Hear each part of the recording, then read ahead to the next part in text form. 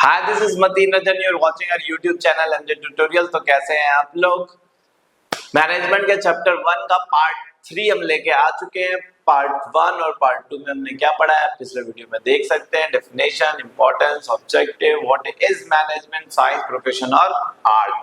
Now the next topic is management के level कितने होते हैं। तो लेवल तो सबके निकलेंगे, सॉरी ये नहीं बताना था।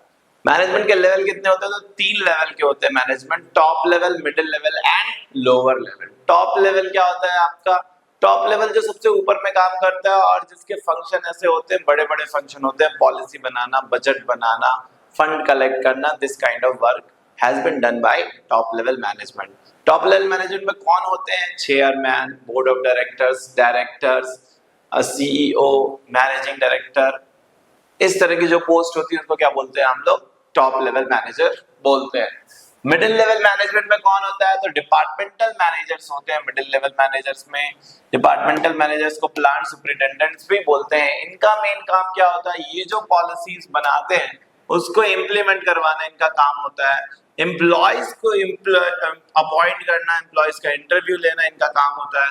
कुछ लोगों को लगता है कि एम्प्लॉयज को अपॉइंटमेंट करने का काम किसका होता है? टॉप लेवल का। So no, top level has not that kind of time.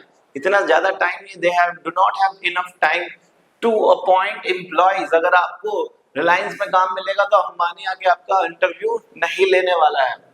Motivating employees, employees से रिलेटेड सारे काम यहीं पे। एक तो इनकी पॉलिसीज को आगे बढ़ाना, फिर एम्प्लॉय को अपॉइंट करना, एम्प्लॉय को मोटिवेट करना, and also the main function is coordinating with other department. Other department के साथ क्या करना? कोऑर्डिनेट करना। मतलब यहाँ बहुत सारे डिपार्टमेंट होते हैं, purchase department, sales department, finance department, सबको आपस में मिलजुल कर रहना, दैट इज कॉल्ड कोऑर्डिनेशन। और वही हमारा नेक्स्ट टॉपिक और इस चैप्टर का लास्ट टॉपिक है। तो लोअर लेवल मैनेजर क्या करता है? लोअर लेवल मैनेजर, जिसको सुपरवाइजर्स या ऑपरेशनल मैनेजर भी बोला जाता है, उसका क्या काम होता है? क्योंकि उसके जस्ट नीचे होते हैं वर्कर्स, तो वर्कर्स से रिलेटेड सारी चीजों को वो देखता है। तो नीचे वो जो होता है आपका लोअर लेवल मैनेजर, जिसको सुपरवाइजर्स या सेक्शन ऑफिसर या ऑपरेशनल मैनेजर भी बोला जाता है।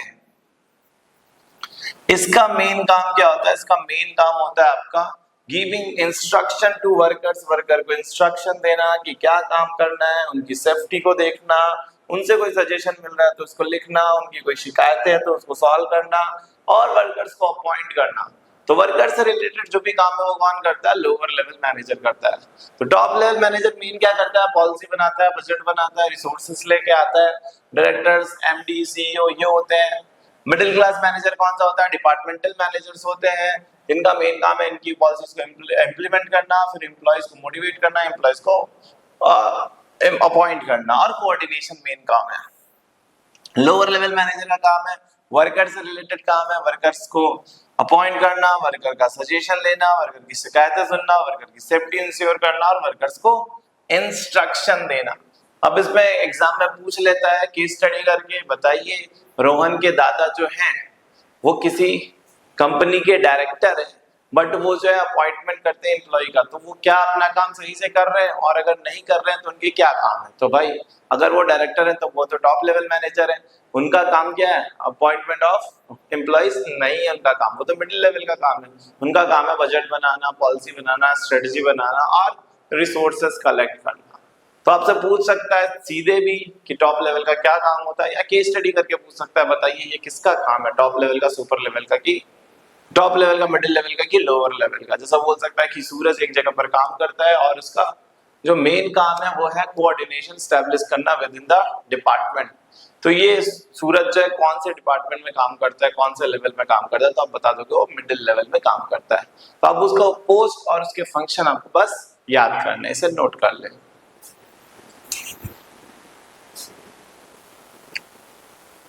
So the last part of this chapter is coordination. What is coordination? Have you heard this word before? Yes, you have.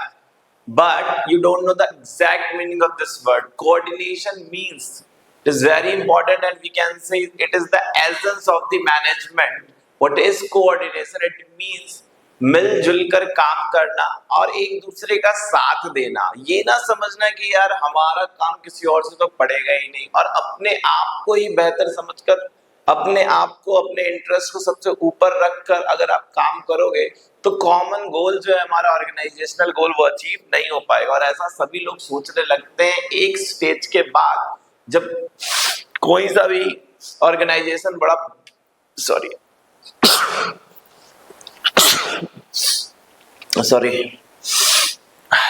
For disturbing, जो एक organisation जो होता है एक समय के बाद जो होता है वो बहुत बड़ा हो जाता है, बहुत बड़ा हो जाता है। तो उसको क्या करना पड़ता है, उसको कोऑर्डिनेशन स्टैब्लिश करना पड़ता है, क्योंकि बहुत सारे डिपार्टमेंट हो जाते हैं, बहुत सारे लोग हो जाते हैं, सब लोगों की ओपिनियन अलग अलग होती है, सब डिपार्टमेंट की सोच अलग अलग होती है, सबको अपने आप को ऊपर ले जाना होता है, कहीं ना कहीं ऑर्गेनाइजेशनल गोल को अचीव करना भूल जाते हैं। आपने वो भल्लाल देव और बाहुबली वाली मूवी देखी होगी। भल्लाल देव अपना अलग लगे रहता है कि यार मुझे स्ट्रॉन्ग आर्मी चाहिए, बाहुबली को लूज आर्मी दे देता है। ऐसा अगर आप करोगे तो आप तो बैटल हार जाओगे। हालांकि वो मूवी रहती है इसलिए ऐसा कुछ भी नहीं होता है, इन रियल लाइफ ऐसा ही होता है कि आप हारते हैं।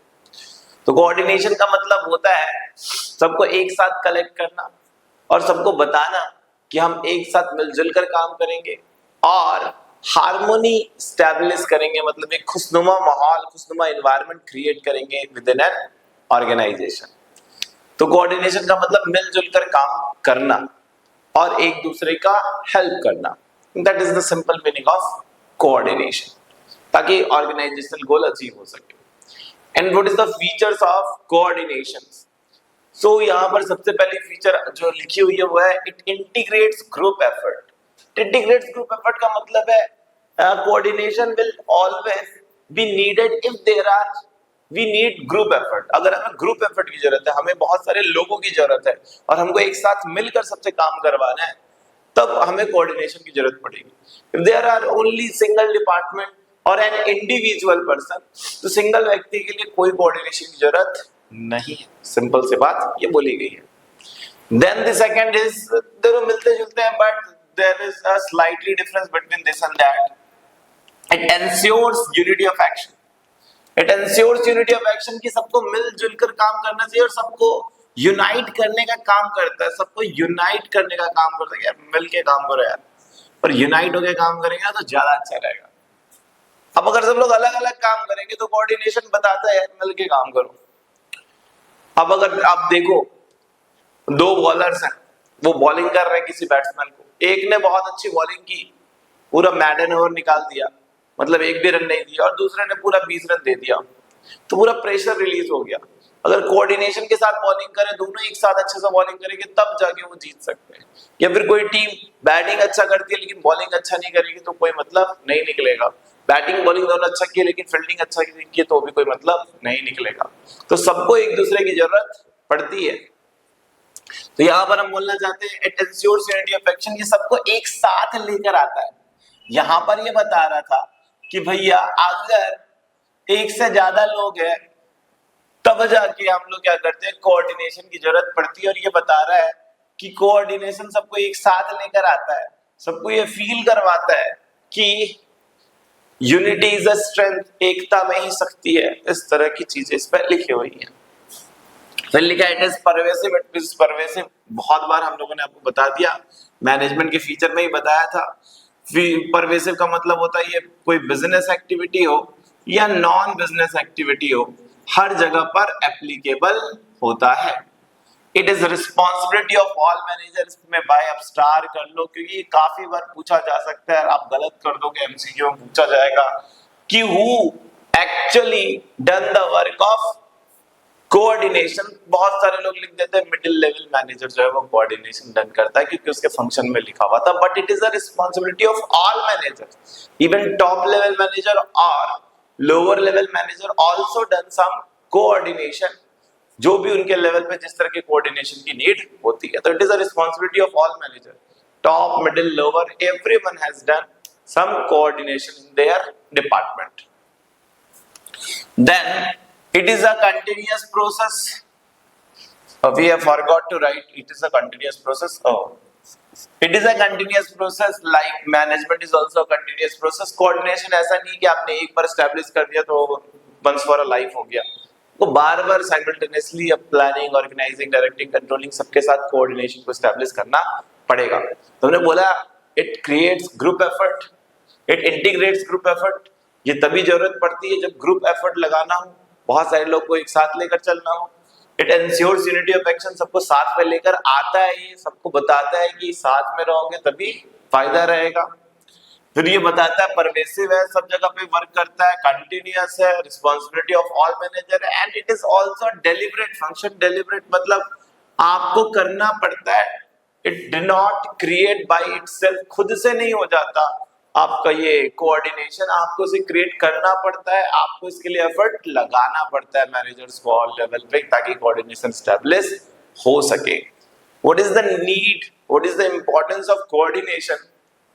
If your organization is very big, बहुत बड़ा हो चुका है, बहुत सारे डिपार्टमेंट है, बहुत सारे लोग हैं, जितनी मल्टीनेशनल कंपनी होगी, जितनी बड़ी कंपनी होगी, they will need more coordination. So यहाँ पे लिखा हुआ है इंपॉर्टेंस में, ग्रोथ इन साइज। अगर आपकी कंपनी बहुत बड़ी है, बहुत ज्यादा बड़ी, तो जितनी ज्यादा बढ़ेगी उतनी ज्यादा कोऑर्डिनेशन की जरूरत पड़ेगी। फंक्शनल डिफरेंशिएशन, अगर बहुत सारे डिपार्टमेंट हैं, बहुत सारे डिपार्टमेंट है, परचेस डिपार्टमेंट है, सेल्स डिपार्टमेंट है, फाइनेंस डिपार्टमेंट है, प्रोडक्शन डिपार्टमेंट है, तो जितने ज्यादा डिपार्टमेंट रहेंगे उतने ज्यादा कोऑर्डिनेशन की जरूरत पड़ेगी। स्पेशलाइजेशन, अगर आपके पास बहुत सारे एक्सपर्ट लोग हैं, कोई भी एक्सपर्ट दूसरे एक्सपर्ट की एक्सपर्टीज नहीं लेना चाहता है, तो वहां पर भी उनके ओपिनियन आपस में क्लैश ना करें, इस वजह से भी कोऑर्डिनेशन स्टैब्लिश करना पड़ता है। तो coordination is needed when there is a growth in size, बहुत बड़ा साइज हो चुका है ऑर्गेनाइजेशन का, and also different functional differentiation है, बहुत सारे डिपार्टमेंट है, एक डिपार्टमेंट नहीं है, बहुत सारे डिपार्टमेंट है, एंड आल्सो स्पेशलाइजेशन, बहुत सारे लोग बहुत सारी चीजों में एक्सपर्ट हैं, तो वो एक दूसरे की एडवाइस लेना पसंद नहीं करते, तो ऐसी टाइम पे कोऑर्डिनेशन एस्टैब्लिश करना पड़ता है। तो that is all about coordination. Coordination means create harmony by uniting all, सबको एक करके हार्मोनी क्रिएट करना is called coordination। then the last, वैसे तो इस सारे जो ये चीज लिखा हुआ function of management, the last topic, वैसे से पढ़ाने का कोई मतलब नहीं है, क्योंकि आगे चल के 4th, 5th, 6th, 7th, 8th अलग से इनके ऊपर एक एक चैप्टर है, पर थोड़ा थोड़ा सा बता देते हैं, यहाँ पे आया था। What is planning? तो फर्स्ट मैनेजमेंट का फंक्शन जो है प्लानिंग है। प्लानिंग का मतलब होता है थिंकिंग फॉर फ्यूचर, फ्यूचर के बारे में सोचना या फिर आगे के बारे में सोचना, थिंकिंग इन एडवांस बोल सकते हो, एडवांस में सोचना is called planning, thinking in advance. उसके बाद बोलते हैं व्हाट इज ऑर्गेनाइजिंग? तो ऑर्गेनाइजिंग का मतलब होता है क्रिएटिंग पोस्ट या फिर डिवाइडिंग वर्क, वर्क को डिवाइड करना, एक फ्रेमवर्क तैयार करना है। मान लो आपने सोचा कि आप क्या कर रहे हो, आप फेयरवेल अपना क्या कर रहे हो, ऑर्गेनाइज कर रहे हो, तो आपने ये सोच लिया पहले से, प्लानिंग है। फिर उसमें कितनी सारी एक्टिविटीज करनी पड़ेंगी, उन एक्टिविटीज को आइडेंटिफाई करना, आइडेंटिफाइंग एक्टिविटीज, और उस एक्टिविटीज के अकॉर्डिंग काम को बांटना, और फिर उसके हिसाब से पोस्ट क्रिएट करना कि कितने सारे लोग रहेंगे, कितने डिपार्टमेंट रहेंगे, ये सब सोच लेना। एंड देन एक्चुअली में वहां पर उस पोस्ट के लिए लोगों को रिक्रूट करना इज कॉल्ड स्टाफिंग। एंड उनको रिक्रूट करने के बाद बताना, उनके साथ कम्युनिकेशन करना, उनको मोटिवेट करना, उनको डायरेक्ट करना, उनको लीडरशिप करना, that is called directing. And देखना to follow up the action, कि जैसा हमने सोचा था वैसा हो रहा है कि नहीं हो रहा है, कोई प्रॉब्लम तो नहीं हो गई, जैसा हमने सोचा था सब कुछ वैसे ही जा रहा है कि नहीं जा रहा है, that is called controlling. So advance में सोचना is called planning, post create करना ऑर्गेनाइजिंग, पोस्ट में भर्ती करना, रिक्रूट करना स्टाफिंग, उनको बताना कि क्या करना है, communication, motivation, leadership, controlling, and देखना, चेक करना that everything is going in that way what we have thought or not, that is called controlling. So that's it, we have done this chapter 1. हमने बोला था 30 our का ये पूरा रहेगा हमारा, 30 आवर में बिजनेस कंप्लीट हो जाएगा और मे भी तीनों वीडियो मिला के हमारा कुछ 1 आवर हो रहा होगा, तो 1 आवर या 1 आवर से ज्यादा हो रहा होगा, तो 30 आवर में हम ये पूरे चैप्टर्स खत्म कर देंगे सारे। Thank you very much. अगर आपको वीडियो अच्छा लगा तो इसे लाइक करें और हमें इनकरेज करने के लिए चैनल को सब्सक्राइब करें। Thank you.